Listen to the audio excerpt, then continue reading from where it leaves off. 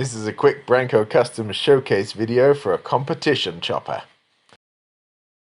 This one I recently made, very similar to what you would see used on Forged in Fire knife or death competitions.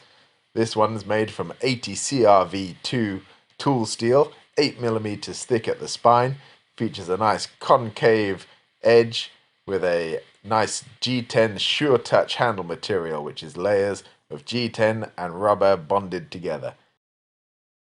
It's got a nice dovetail on the tapered tang, and it's got plenty of lanyard holes for attachment to your hand when you're hacking and slashing. But other than that, it is super sharp and ready for competition. If you like my videos and the things I create and would like to see more of it, please hit like, hit subscribe, and then if you also hit the notification bell, you'll be notified as soon as I release some new material on YouTube. You can also find me on Instagram, Facebook, or why not check out my website for the most comprehensive information. And if you would like to either order a custom knife for yourself or as a gift for someone, please check out my website, www.brancocustoms.com. Thank you.